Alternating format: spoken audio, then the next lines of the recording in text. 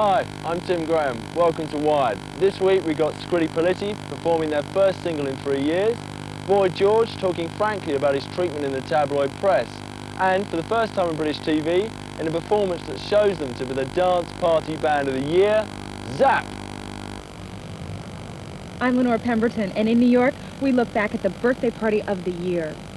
The Who and the Stones may not have turned up last Saturday, but still, the 40th anniversary celebration of Atlantic Records was an 8-hour spectacular. Ahmet Ertegun, Atlantic's founder, will be telling us about the label's start in R&B and soul. We'll talk with Joni Mitchell about her new album, and she'll perform for us a song never before performed in public. But that's not all. We've also got the sounds of the underground. Run DMC brought rap into the mainstream a couple of years ago when they teamed up with American rockers Aerosmith for Walk This Way. Their newfound platinum status drew criticism from their fans, but this, their new album, is a return to their roots. We've got a couple of numbers in the show, and first, their latest single, Run's House. We had a whole lot of superstars on this stage here tonight, but I want y'all to know one thing. This is my house. And when I say whose house, y'all know what time it is. Whose house?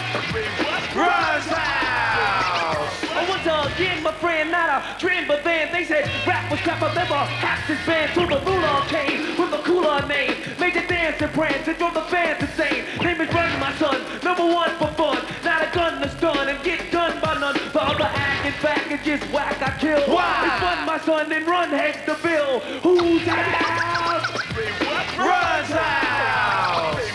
Whose house? Run's house.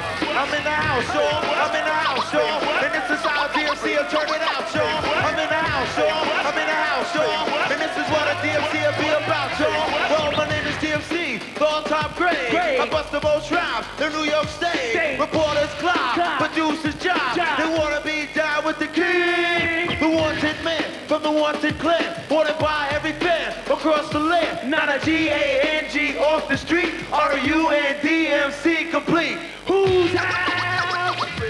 Run's house. Whose house? Run's house. Run, run, run, run, run, run, run, run, run. Get on the mic and MC. A lot of time I take for the rhyme I make. Make me mad and sad because the bad is fake. See, I do this thing, so come pursue this king. One mind or rhyme is all you just bring. Cause I'm the best, I'm that. Ask the rest, they left. That's my name, my game, and we don't need the rest. You get the booze, you lose, you sucker cruise your mouth. I said a trap for rap, this crap. It runs out. Whose house? Run's house. Whose house? Run's house. Some underestimate and miscalculate my intent to create what I call the great. Till I make the song, did I prove them wrong? See my song so strong and make them come along. Come in the door, get on the floor. Hard rock, hard hitting, hip hop, hardcore. Cause the casualties, they catastrophes and tragedy for the sucker MC. Use a strategy to get the best of me. You dirty rat MC, whoever you may be. You need to go down south, you need to shut your mouth. It's all about, no doubt, just shout. Cause we turning out. Whose house? Run's house. Whose house? Run's house.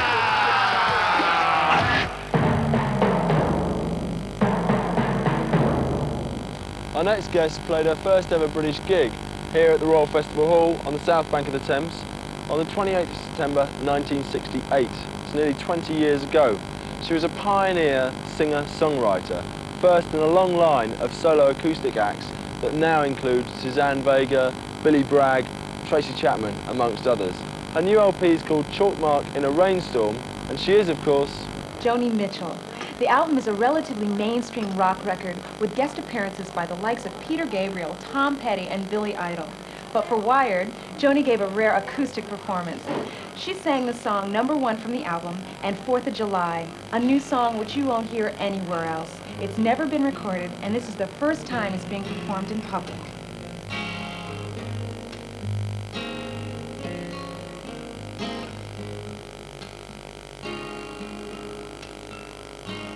Once in a while, In a big blue moon, there comes a night like this, like some surrealist invented this 4th of July in a drive home.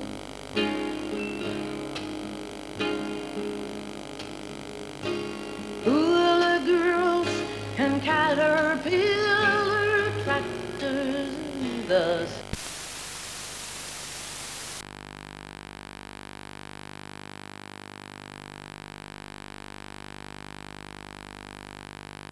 even at lower temperatures. It's gone.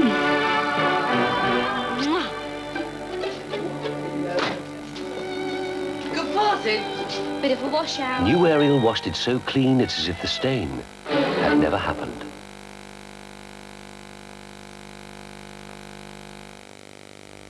This is Channel 4 with the Parliament programme.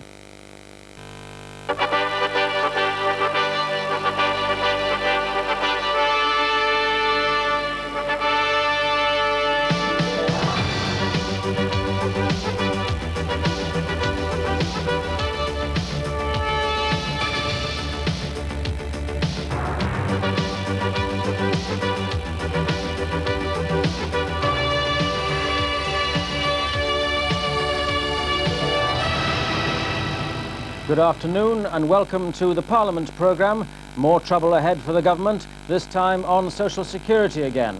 One potential rebel tells us what's needed to get his vote. The Lords insist top union officials must be elected. And the cost of government advertising, peers and MPs ask, is it too high? Pressure's been building up on the government to make concessions to ease the impact of its social security changes.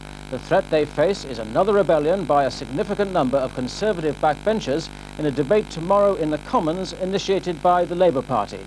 The Labour motion, moderately worded, suggests the government may not have fully appreciated the degree of hardship that will be caused by the new regulations. Well, there's a big effort going on behind the scenes to reach agreement on what those concessions might be. The area of most concern to rebel Conservatives is housing benefit, and the expectation is the government may increase the savings cut-off point from £6,000 to £10,000 and relax the level at which housing benefit is withdrawn from low-income families. One of the Conservative MPs who's considering not supporting the government tomorrow is Hugh Dykes, MP for Harrow East. I asked him a short while ago what he believed the government was about to do.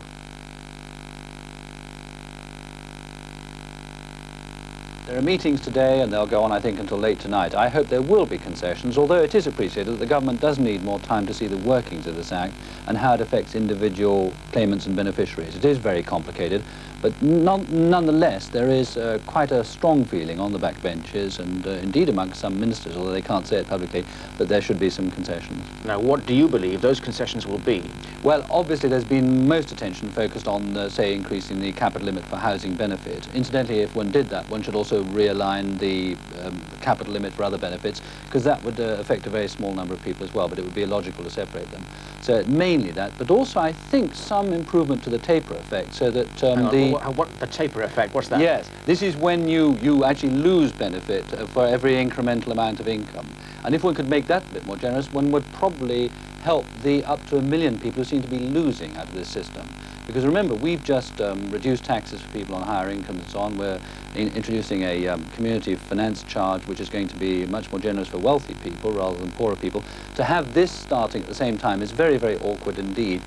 If society loses its social cohesion, it starts to disintegrate. And I think a lot of people are very concerned to make sure that poor people don't suffer and lose benefit unnecessarily. Now, will you and some of your colleagues be listening very carefully to what Mr. Moore has to say on this, what precisely these concessions are, before you consider how to vote tomorrow? Oh, yes, indeed. Of course, that would be right. And that is the intrinsic nature of a debate. And I think one has to understand the government's new system has only just started. There are people who are getting more out of the system as well, but there do seem to be a large number of people who are losing arbitrarily. And incidentally, by the way, one thing I would be very keen on is increasing the staff at the DHSS offices, where in some local offices the atmosphere is absolutely desperate now. Would you be satisfied with the kind of changes which you think might be coming? Yes, I think there would be some satisfaction, but I think nonetheless it's giving the government a chance to see how the Act works, and because of that, therefore, it's watching it after tomorrow's debate as well, and seeing what the effects on individual constituents will be, because there are going to be quite a few problems coming up in a very complicated change, which owes as much to theory and somewhat old-fashioned theory too about human behaviour as it does to common sense and practicality.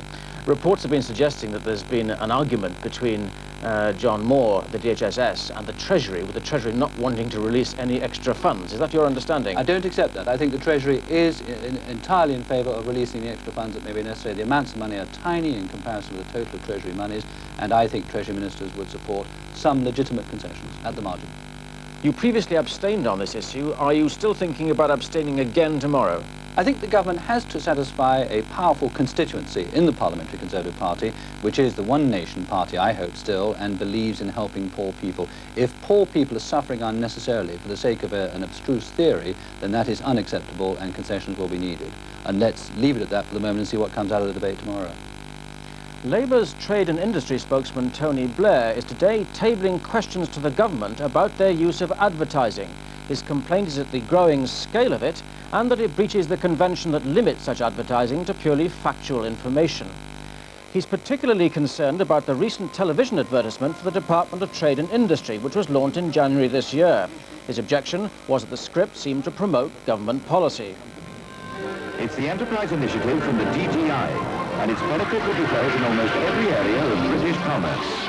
He claims that government expenditure on advertising has jumped from £22 million 2 years ago to over £100 million this year. The issue was raised in the House of Lords yesterday when Lord Jay asked during question time how much the Department of Trade and Industry proposed to spend on advertising and publicity in the current year. My Lord's, budget allocations for advertising and publicity during 1988-89 are still under discussion in my department. Expenditure in 86-87 was £4.3 million, and in 87-88 was £13.6 million. Is the Secretary of State not able to give us the figure he proposes for the present year? And if the reports we read are correct, does this lavish spending on advertising and publicity by his department mean that he's now a convert to the view that the best way to solve problems is to throw public money at them? Lords, if we go back 10 years to the last year of the old era, and uprating the cost the government then spent on advertising by media inflation, it comes to £58 million. My Lords, last year, excluding privatisation, last year's budget was £54 million. And that, I think, does answer the noble Lord's question.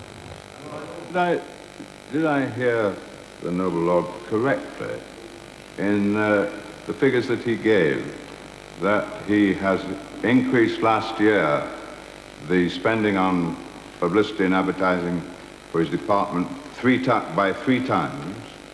And if so, can he tell the House why it is right, why he thinks it is right to spend taxpayers' money on advertising for party government political purposes, but not for local government, for local authorities?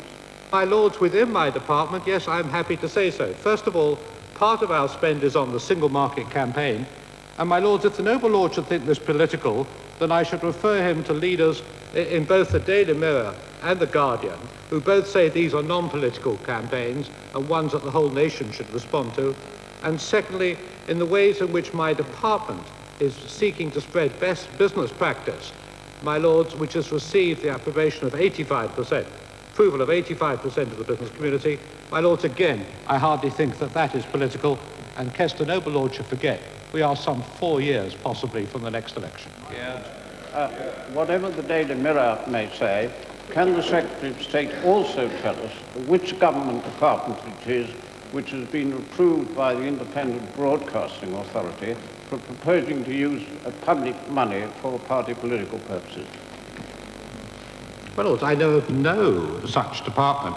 My Lords, all advertisements that appear on television have to be approved by the IBA. My Lords, I cannot find one thing in anything that my department advertises that could be in the remotest bit political, unless the noble Lord thinks that describing cases of success in Consett, the Lake District, Yorkshire, Portsmouth, Cornwall, Kent, Corby, Scunthorpe, and even some as London should be political. If so, the noble Lord is in danger of aligning the Labour Party with failure. Not a lot of joy for Labour in the Lords there. Will they fare any better in the Commons? Well, the man who's raising the issue there is the trade spokesman, Tony Blair. Mr. Blair, Lord Young said there it was not political advertising. What do you say? Well, the very part that you showed from the Enterprise Initiative in the film, saying that the benefits of this will be felt in almost every area of commerce, it is extremely difficult to me to see how that is a fact rather than a political value judgment. Now, what the government's doing throughout the Enterprise Initiative, and it's spending almost £7 million doing it, is taking an area where there is tremendous political controversy, because we say that initiative is wrong, tremendous political controversy, and they're using £7 million worth of taxpayers' money to promote their view of industry. Now, that is never what government broadcasting was supposed to do. It was simply supposed to be about the facts, not about party propaganda. Well, let's take another example of current television advertising, which is the advertising about the single market in 1992, a major challenge for the country. Is that fair? Well, there are parts of the single market and advertising it that I would agree with. But on the other hand, again, there is a quite different approach between Labour and the Conservatives on this issue. Now, what troubles me is the conjunction between the areas where the government are very politically sensitive and the areas where they're really spending money. Social Security is another example. The Department of Employment is another example. Every time they come across a political difficulty, they are using the broadcasting services and other advertising in order to put across their own party message, not imparting factual information to the public. Well, what's the difference between this and what the last Labour government did, which did a lot of advertising in connection with its counter-inflation strategy, for instance? Well, there are two big differences. First of all, there's a simple difference of scale.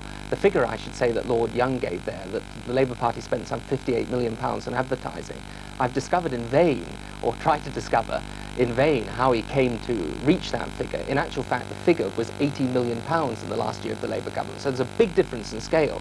But secondly, in fact, the Labour government had to undergo many, many changes before it was allowed to advertise any of its programmes on television, because the IBA at that time was taking a very, very tough line on political advertising.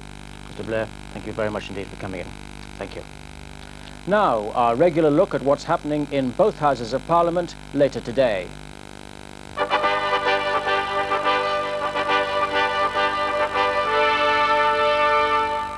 In the Commons, MPs will be questioning the Defence Secretary and the Prime Minister. The Defence team will then be called on to answer a private notice question from Labour MP Bruce Grocott, who's demanding an independent inquiry into the NATO warehouse fire, which is still smouldering in his constituency. That's followed by the second reading of the Finance Bill, which gives effect to the budget. In the Lords, the day is largely concerned with Scottish affairs.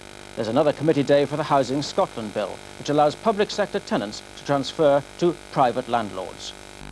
The Local Government Finance Bill, the poll tax, has now completed its passage through the Commons with another, if smaller, rebellion from Conservative MPs.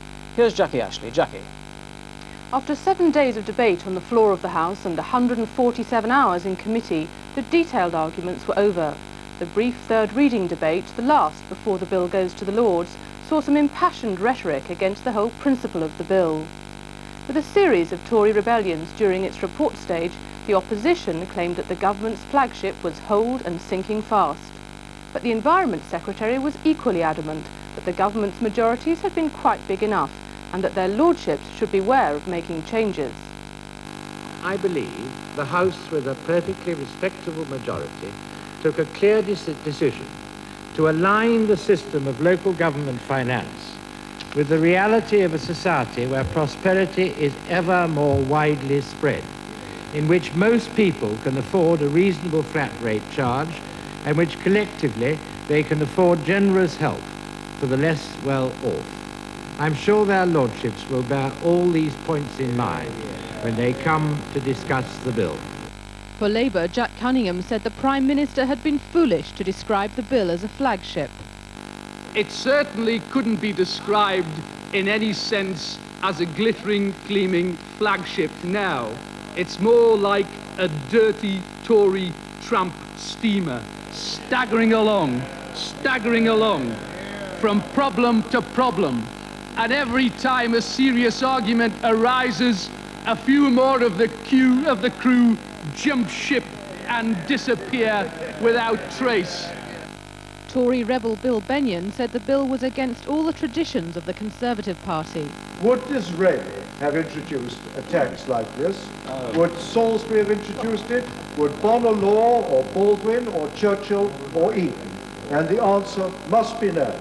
It's against the whole traditions of our party. It's a new conservatism indeed. It may be new, but it certainly is not conservative. This will be a one-government tax, not just got rid of and thrown away as soon as any other party comes into government, but indeed got rid of, thrown away, torn up, and recognised for the failure it is, even as soon as the Prime Minister changes, whatever the party of that Prime Minister. And so the litany of opposition went on, with many a joke about abandoning sinking flagships. But the word was out to the government loyalists, all hands on deck to defend the bill. The opposition may rant about this, but during the whole passage of this bill, they have yet to come up with any viable alternative whatsoever to the community charge. They have been totally empty of ideas whatsoever. Mr. Speaker, the community charge will at last put the community in charge. It is a worthwhile and sensible reform, and one which should command the support of the whole House. But yet another rebel followed. Sir Barney Hayhoe, a former health minister, was vehement in his opposition. As I look at its intrinsic unfairness and its bureaucratic implications, I am sorry and ashamed that such a bill should be introduced by Conservative ministers. However, it is really not a Conservative measure, but rather a product of what is labelled by the media as Thatcherism. Labour's Jeff Rooker told the government he thought this bill would bury them. The government have lost the argument. Day in, clause in, day out, and clause out. They've lost the argument. Each day during the last week, different Conservative members have voted against this bill. And this bill, Mr. Speaker, would not pass on a free vote or a secret vote. For years, Mr. Speaker, there has been a clamour across the party divide for an end to the domestic rating system. There is only one difference between ourselves and the parties opposite. It is not that it is only the government that sees the need for reform. It is that it is only the government that has the courage and the determination to carry out that reform. A reform that will be good for local communities, good for local government, and good for the people of this country. This time 17 Tories voted against the government, whose majority was cut to 63. All eyes now turn to the Lords, who begin their consideration of the bill in 2 weeks' time. Glyn. Thank you, Jackie. Obviously much more to come there on the local government finance bill in the House of Lords. Meanwhile, the employment bill is the latest government move to curb the powers of trade unions. Included in it is a proposal to force union general secretaries to submit themselves to an election every 5 years. Labour argued this would make what are largely administrative positions into political ones. The government say general secretaries are usually the public and political face of the union, and they don't just confine themselves to administration. A Conservative peer, Lord Mottiston, was the first to put an amendment which tried to exempt purely administrative officials from election. What we're talking about is trying to make it possible for unions to have and to hold on to good management and not to have and to hold on to what you might call political leaders with a small p. It is a mistake to believe, as the government does. What's wrong with that? I'd like to know. 'Cause here I go again. I love you. I love you. I love you. I love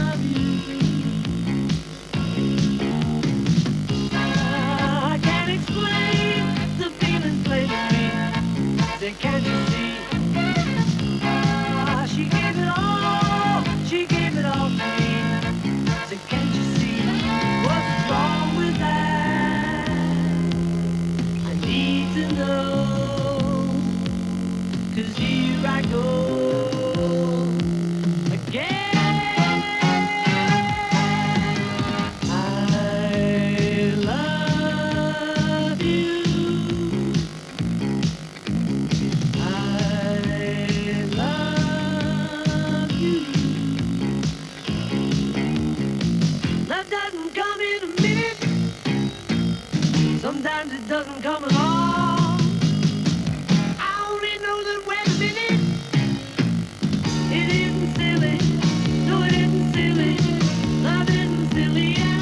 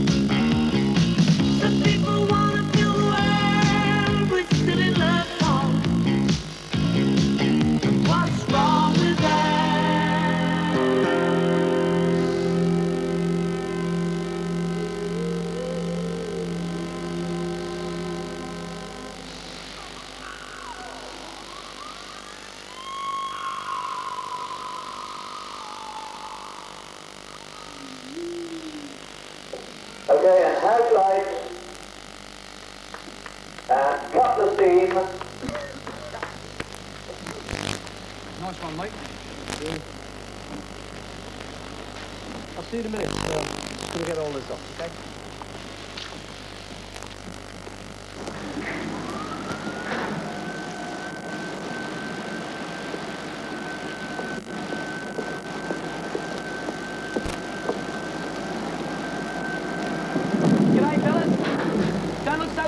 Everything will work out great. Mr. Stanley, you don't seem to appreciate the urgency of the situation.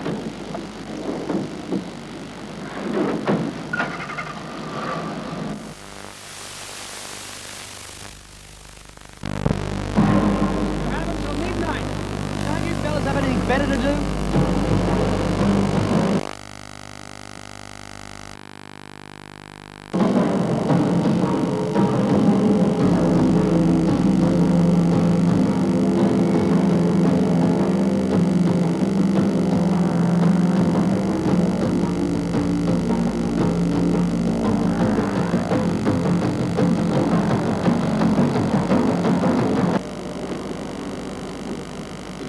Justice last night. Yeah. I was down with Beryl when he came in. She was quite happy. A couple of drinks. It looked like he was thinking of doing a bunk. He wouldn't. I know he wouldn't. I assumed he was going back home to his missus. She gave it to me. He only did it because of her. But we don't think he did it, do we?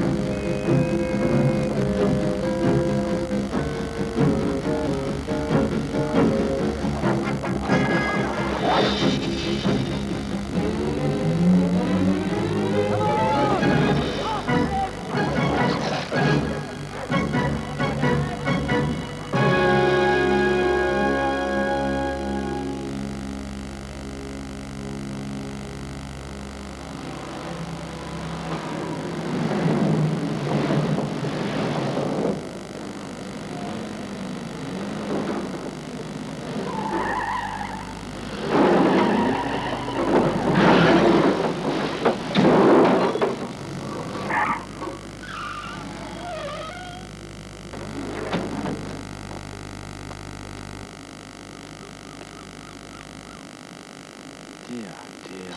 Look at that.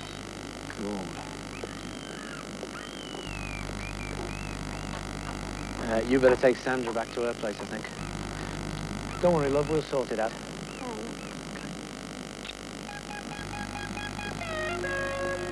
Someone we know, just coming around the corner there, and he didn't see the van. Terrific, that's all we need.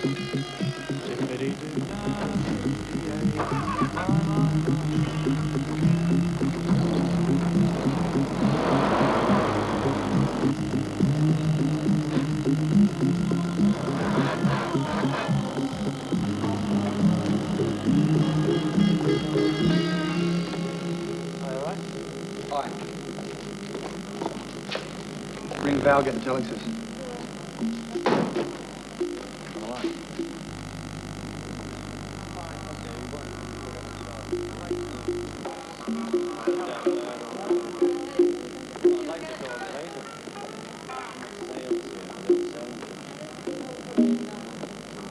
Why don't you take a pic? Yeah. Take a pic.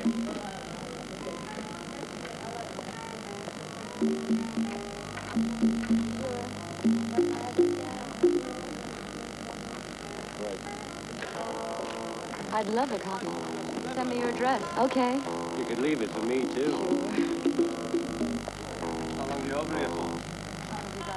Any news? No. Still working on something. I think this is a pretty cool caper. I wouldn't trust any of them, really. Do you think you can get some heat in here, or are we practicing to be Canadians? Yeah, should we try Not Such a Bad Boy? We have to. Yeah. This time. All right. 1, 2, 3, 4.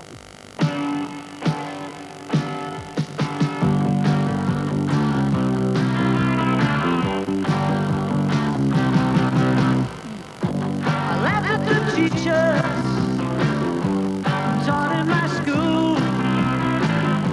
They kept on our minutes in the swimming pool. They don't understand me, or they never will. But if I was there, I'd be telling them still. I'm not such a bad boy no more, no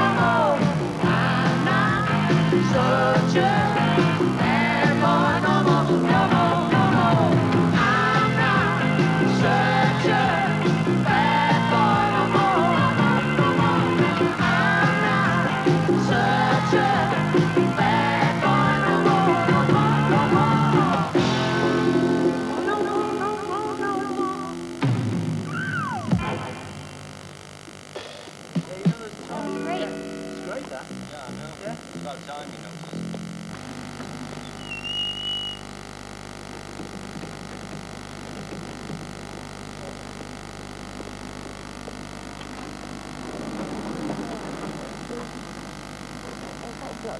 All right, love. Don't worry, turn up.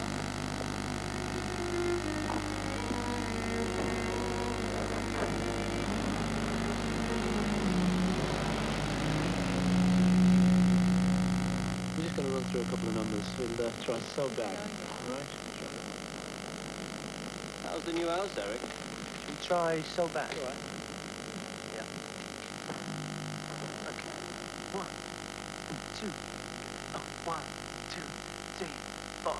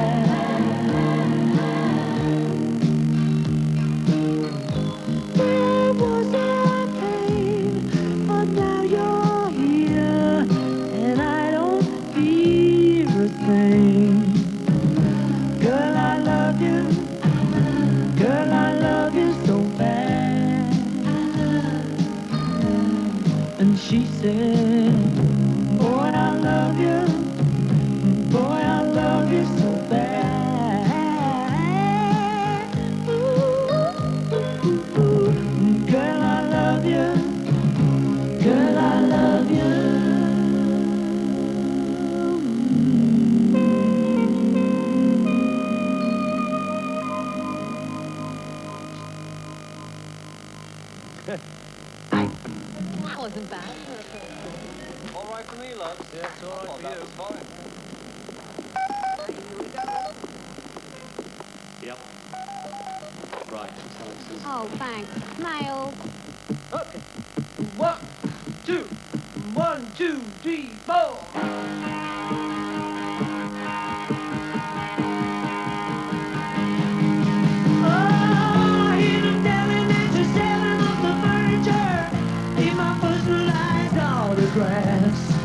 You might as well go all the way and sell your granny to the zoo. And while you're at it, man, go to my psychiatrist, making money out of making me laugh. But I don't mind, I wish that I could say the same about you. Oh, but it seems to me that you still got no value. Oh, you know you're not so hot. No value.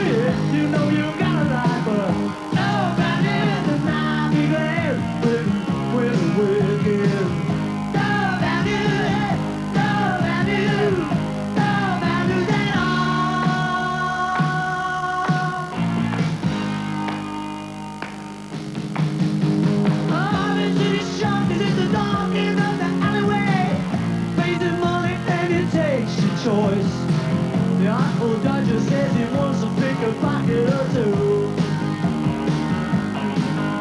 Oh, but you've taken up a place in high society. Personal friend of Master's Rolls Royce. Not all convinced that everything you say to them is true. Oh, but it seems to me that you've still got no value. You know you're not so hard. No value. Well, you got a lot, but no value. And I'll be glad if you went away again. No value. No value. No value at all.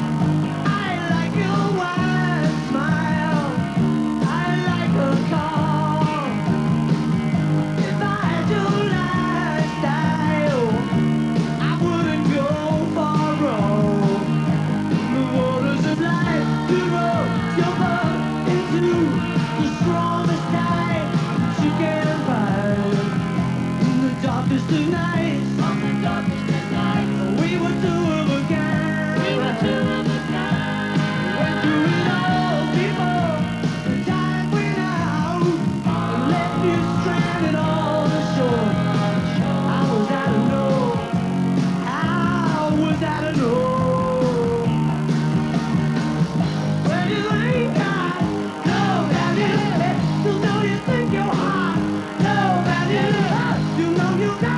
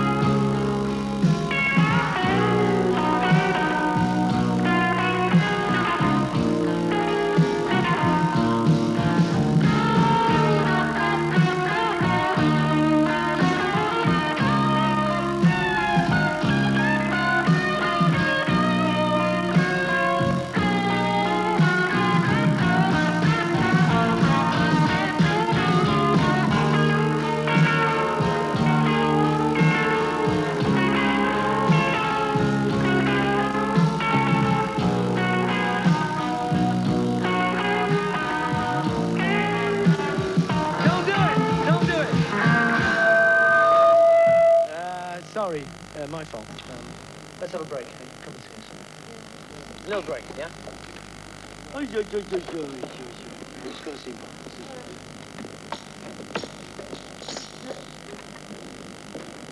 Don't forget dinner tonight. Oh, both of us? Yeah, you come too. Oh, right.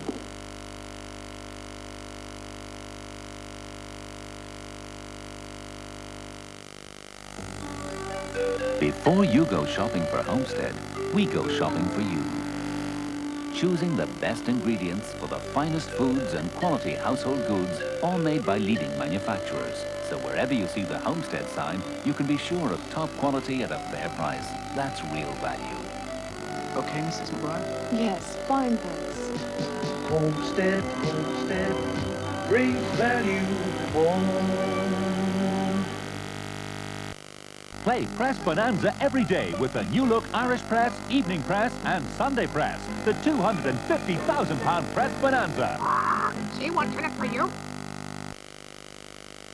When a headache makes you feel tense, simply take 2 New Anodin. New Anodin has a micro-thin coating, so now fast and effective relief from pain is even easier to swallow. New Anodin.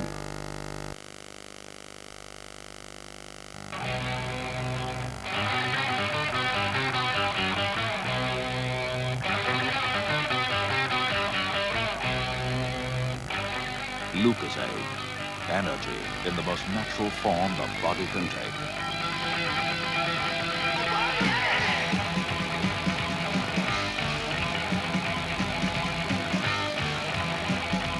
Lucozade replaces lost energy. A townhouse, a summer house, at a roadhouse, or a neighbor's house, up a lighthouse, in a White House. Make it Maxwell House. Make yours a Maxwell House. New Ski Light. Low-fat yogurt and real fruit whipped to a deliciously light mousse. New Ski Light. A taste of heaven. Now at Arnott's, Henry Street. We've everything for those lazy, hazy days of summer. Patio sets, sun loungers, hammocks, barbecues, garden tables and chairs, parasols. Arnott's, Henry Street, the heart of shopping in Dublin. Rich, creamy comfort. Feel the softness, the freshness.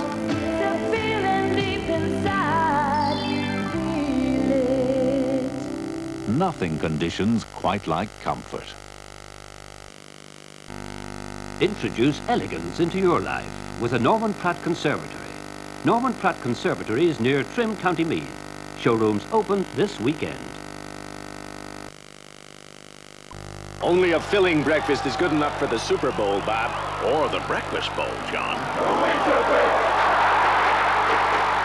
Okay.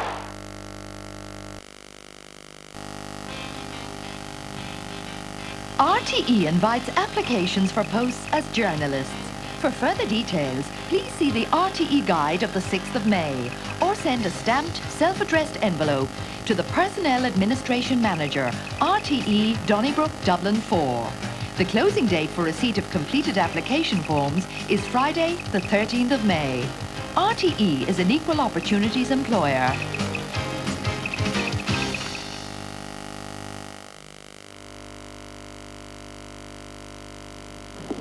What's happening then, Big Bob? Well, your man gave me a call, so I slips into something comfortable, hops into my new pickup, and here I am. You like it? What? My new pickup truck. Oh, yes, nice. What's it all about then, me old crow? You haven't seen Harry, then? Harry who?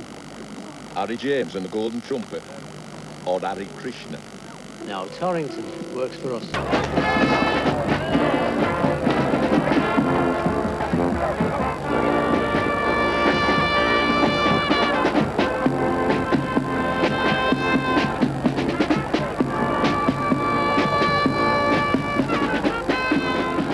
The Dutch bulb industry is extremely successful at promoting itself. There are annual parades of flowers, flower-covered floats, and in case you think they go to great expense in wasting millions of flowers to make these floats, they do spend time at it, but the flowers, of course, come from the fields where they are actually taken off the plants so that the bulb can develop. If the flower head was left on to go to seed, well then the bulb wouldn't get big and wouldn't be as marketable. These parades in themselves have now become a big tourist attraction.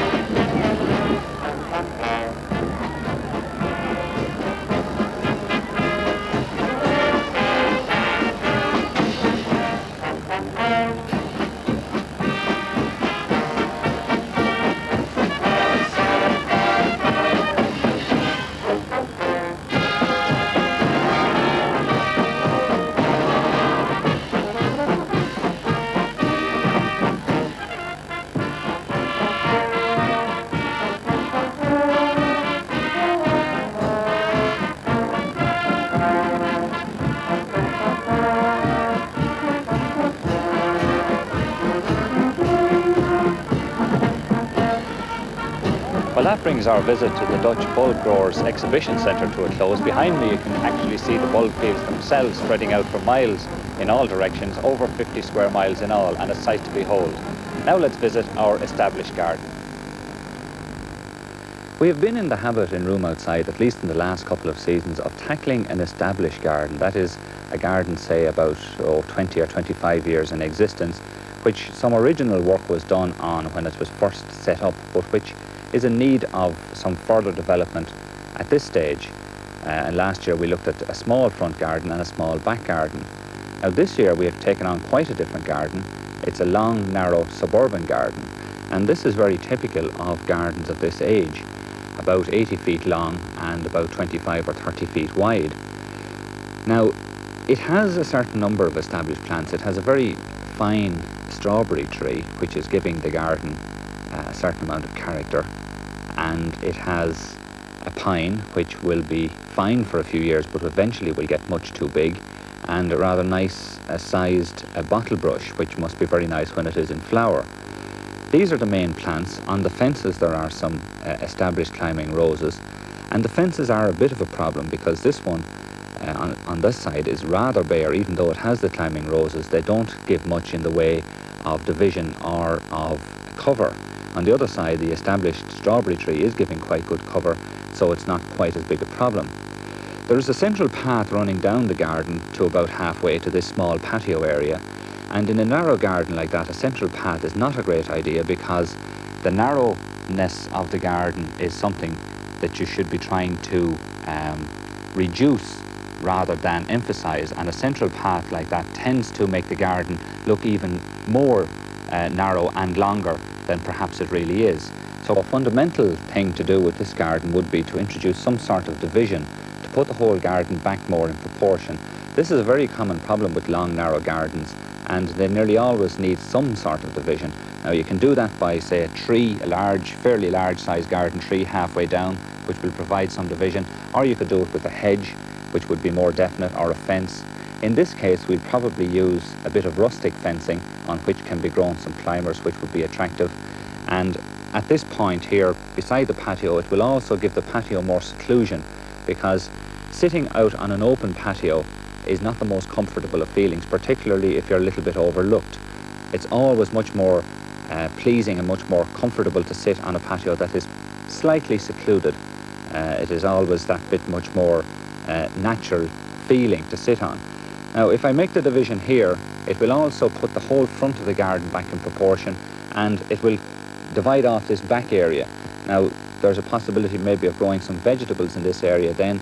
There is also the summer house, and if I create a doorway about where I'm standing here with the summer house leading through the doorway to the summer house, it will make more of a focus of the summer house and make more of a feature of the summer house in the garden. So that will be giving better value than it's giving now. At the moment, as you look down the garden, you see it straight away, whereas if that was partly hidden by rustic fencing and with the gateway through, it would be much more interesting to look at, that little bit more mystery involved and a little bit more intriguing. So very simple things to do, nothing terribly complicated, but they will make an enormous change. The lawn will need some attention as well. It's what's called a tumble-down lawn. That is, it was just mown and the grass kind of grew naturally. The problem with that is sometimes you have humps and bumps, and we might have to tackle some of those. There's also some weeds, and we'll also have to look at feeding the lawn.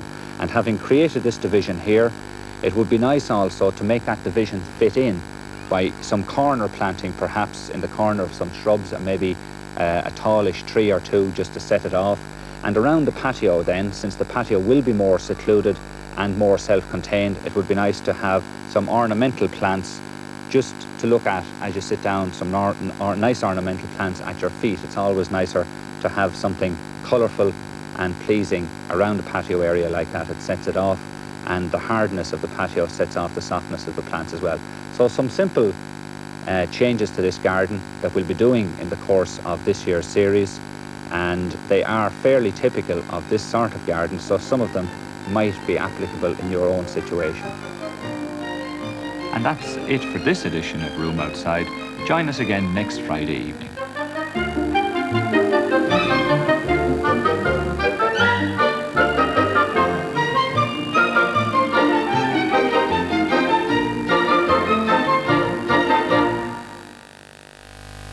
Where in the World returns in the autumn. Would you like to win the holiday you've always dreamed of? Well, anyone can enter. That is, if you can make up a team with 3 other relatives. Why not right now, enclosing a 9x4 stamped addressed envelope for details to Where in the World, Annex 1, RTE, Donnybrook, Dublin 4. And by the way, young people must be 16 years of age or over. In the world of finance, one person can hold little sway. But when thousands come together, they become a force to be reckoned with. Over 1.5 million people are with Standard Life, making it one of the largest mutual life assurance companies in Europe. Being a mutual company means Standard Life has no shareholders to pay. Just the people who entrust their pensions, savings plans and unit-linked plans to our experts. Standard Life. We're better off together.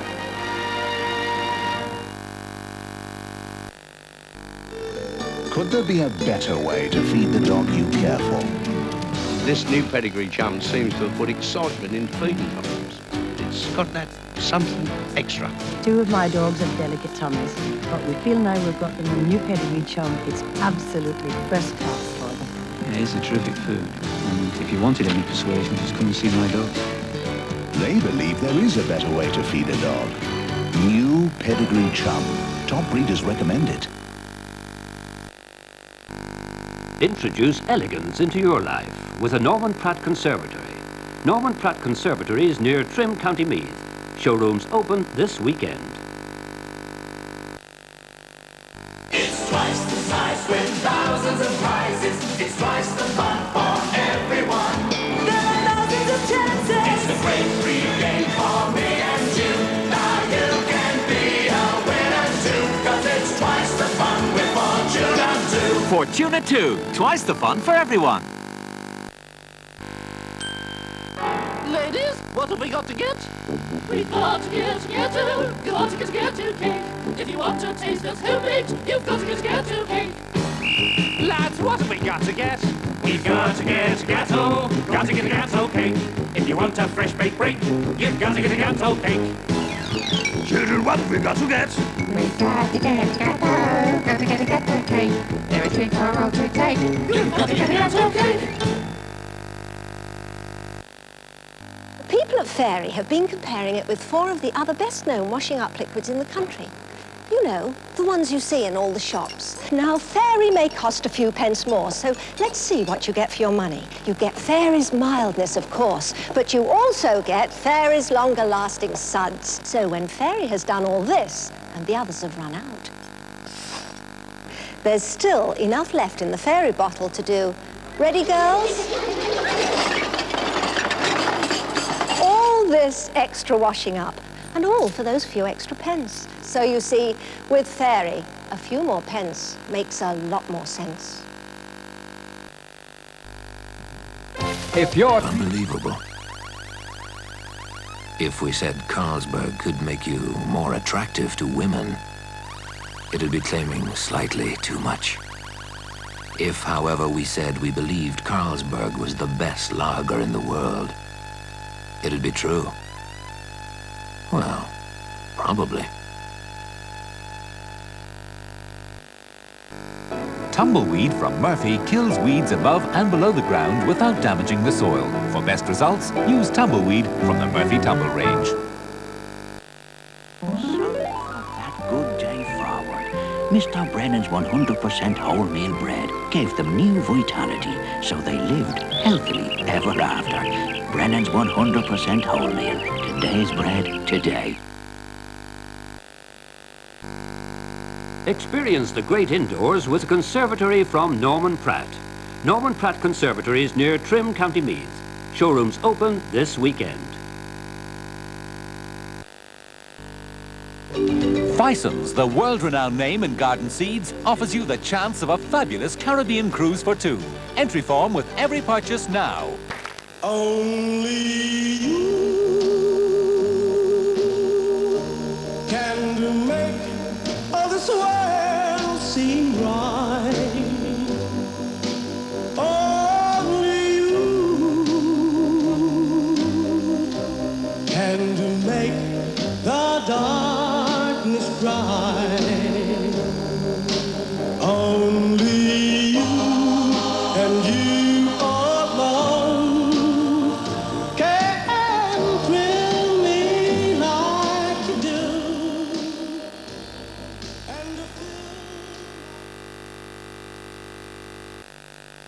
Quality food costs less at Quinsworth, and here's how. Buy 2 large sliced pans and get a free tin of Bachelor's beans. Buy a packet of fun-sized Twix and get a free can of Club Orange. Or buy a pound of fresh cod and get a free bag of Bird's Eye chips. Quinsworth's bonus buys. Now that's real value. Timotei shampoo. So mild you can wash your hair as often as you wish. Containing natural herb extracts, Timotei always leaves your hair soft and shining with the fresh smell of summer meadows. Timotei. At Fox's, we asked our bakers for a classic new chocolate biscuit. First, they created a unique honeycomb biscuit texture.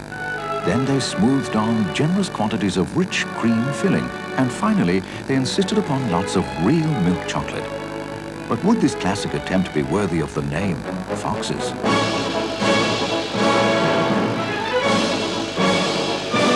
Fox's new classic chocolate biscuit, the height of good taste. A townhouse, a summer house, at a roadhouse, or a neighbor's house, up a lighthouse, in a White House. Make it Maxwell House, at the firehouse, or Ferry House, in a wheelhouse, or a beach house, when it's a madhouse, round at your house. Make it Maxwell House. Maxwell House, made from the best quality coffee beans to give you more natural coffee flavor. Make it Maxwell House.